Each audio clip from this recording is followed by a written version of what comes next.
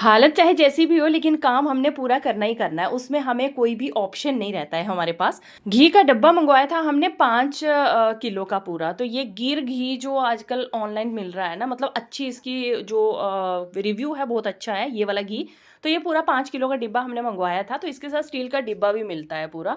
तो ये घी हमारा खत्म हो गया था, तो जो बचा बचा था ना वो वाला सारा मैंने निकाल के छोटे डिब्बे में निकाल दिया और उस डिब्बे को धो दिया। घी के साथ साथ एक स्टील का डिब्बा भी मिल गया है बहुत बड़ा सा। और अभी मैंने बड़ी बेटी को ना आज गोभी का पराठा बना के दिया था दही के साथ। अब गर्मियाँ हो गई हैं तो दही मैं डेली बना रही हूँ, तो उसको मैंने बस में चढ़ा दिया था। बड़ी बेटी स्कूल चली गई, फिर छोटी वाली उठ के आ गई और आते ही सबसे पहले पूछने लगी कि दीदी कहाँ है। तो उसको इतना रहता है ना कि बड़ी बहन के साथ ही खेलने में बहुत खुश रहती हैं दोनों एक दूसरे के साथ।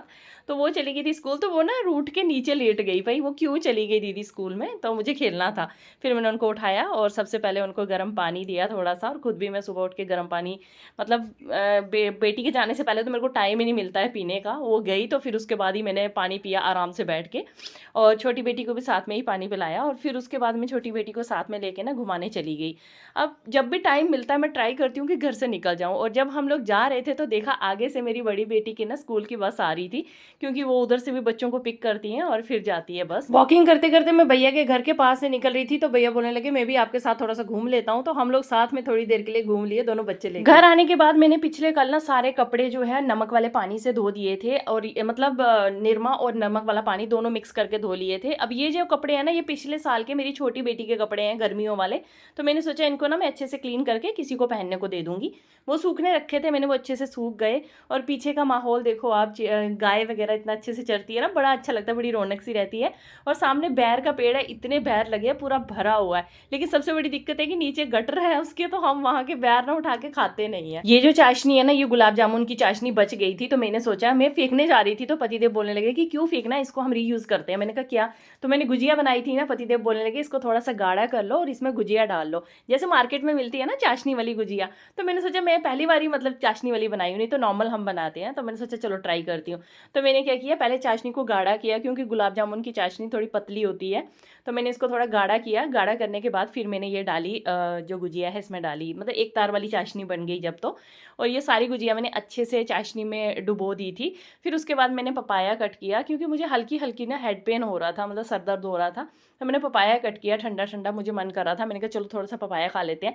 फिर मैंने पतिदेव के साथ बैठ के पपाया खाया, अपनी छोटी बेटी को भी दिया। साथ में 2-4 मिनट साथ में बैठ के हम लोगों ने पपाया खाया। और फिर उसके बाद में मेरे को सर में इतना दर्द हो रहा था ना, बिल्कुल मतलब मैं सोच रही थी कि कैसे भी करके आराम हो, हल्का हल्का हो रहा था, बहुत ज़्यादा नहीं हो रहा था। फिर उसके बाद मैंने छोटी बेटी को भी पपाया कट करके दिया, वो भी खा रही थी अपना। तो मैंने पतिदेव को बोला कि आप लोग बैठो, मैं थोड़ा सा घूम के आती हूँ, क्योंकि मुझे हेडेक हो रहा है, तो बाहर घूमूंगी तो अच्छा लगेगा।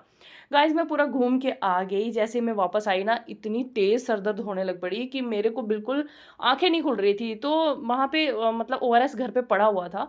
फिर मैंने सोचा कि चलो, पतिदेव बोलने लगे पहले ओआरएस पी लो और फिर उसके बाद कुछ भी करना। तो मैं किचन में ही खड़ी थी, पतिदेव बोलने लगे कि मैं करता हूँ जो भी करना है अभी। तो फिर ये सुबह हमने जो दाल और चावल पिछली रात को भिगोए हुए थे, तो ये ना अच्छे से मुझे सुबह ही इसको ग्राइंड करना था। लेकिन आज पूरा दिन लाइट नहीं थी, लेकिन अब रात के टाइम पे लाइट आई है, तो फिर पतिदेव बोलने लगे कि अभी ग्राइंड कर लेते हैं। तो ईस्ट लगा के थोड़ी देर के लिए, थोड़ा फर्मेंट हो जाएगा तो बना देंगे। तो फिर मेरे पतिदेव उसको पूरा ग्राइंड कर लिए। और बच्चों की मस्ती देखो, पूरे घर में टॉयज़ ही टॉयज़ होते हैं। वैसे ये रौनक तो हर बच्चों वाले घर की हालत ऐसी ही होती है, कितना भी आप कर लो। तो मैं बड़ी कोशिश कर रही थी कि मेरा हेडेक जो है बढ़े ना, मैं इधर उधर अपना दिमाग लगा रही थी, काम भी कर रही थी पतिदेव के साथ, सब कुछ चल रहा था। लेकिन भाई बिल्कुल बर्दाश्त से बाहर हो गई हेडेक। फिर मैं जाके बेड पे लेट गई, क्योंकि मेरे से बिल्कुल नहीं खड़े होने हो रहा था। फिर पतिदेव बोलने लगे कि मैं थोड़ी चंपी कर लेता हूँ, सर में मालिश कर देता हूँ। फिर वो लेकर आ गए नवरत्न तेल, तो वो नवरत्न तेल से उन्होंने मुझे मालिश की। वैसे ये हेडेक जल्दी नहीं गई, बट उसके बाद मैं लेटी रही, थोड़ी देर लेटी रही, बहुत हेडेक हो रहा था, बिल्कुल मतलब ऐसे कंट्रोल नहीं हो रहा था। मेरे को एकदम डिहाइड्रेशन हो चुकी है, 1-2 दिन से पानी थोड़ा कम पिया ना, तो उसकी वजह से डिहाइड्रेशन टाइप की हो गई थी। फिर उसके बाद मैंने सोचा नहीं भाई, ज़्यादा देर लेटी रहूँगी तो हालत ऐसी रहेगी, फिर काम कैसे हो पाएगा। तो फिर मैं उठ के आ गई बाहर। तो पतिदेव आगे बना रहे थे डोसे, बच्चों को बना के दे रहे थे, लेकिन फिर मैं आ गई बाहर। जब मैं बाहर आई तो मेरी एक फ्रेंड भी आ गई थी हमारे घर में, वो उनकी फैमिली आई हुई थी। तो वो लोग बैठे हुए थे बाहर, तो मैं भी उनके साथ बातें शातें करने लगी। तो गाइस सच्ची बता रही हूँ, जब ऐसी कंडीशन हो ना, डिहाइड्रेशन से हेडेक हो, या दवाई खाने से बेहतर है कि किसी से बातें करने लग जाओ, बहुत अच्छा लगने लगेगा। तो मैं भी उनसे बातें करने लगी, तो मेरा सर दर्द कैसे गायब हो गया ना, आप खुद ही देखो। थोड़ी देर पहले मेरे सर में इतना पेन हो रहा था, थोड़ी देर नहीं मतलब 1-1.5 घंटा पहले, पहले, और मैंने मालिश-वालिश करवाई और अब देखो मैं सब खा रही हूँ, डोसा भी खा रही हूँ, गुजिया भी खा रही हूँ। तो ऐसा मतलब अगर हेडेक हो ना तो किसी के साथ बातें-वातें करने लग जाओ तो भी ना ये बहुत जल्दी भाग जाती है। तो बाकी सब खा पी के अब सोने के लिए चले गए थे, तो मेरी फ्रेंड भी आई थी, उनकी फैमिली, उन्होंने भी डोसे-वोसे खाए, फिर वो भी अपने घर चले गए। फिर मैंने सारे कपड़े समेटे जो धोए थे गर्मियों के, सर्दियों के, और अब मैं भी जा रही हूँ सोने।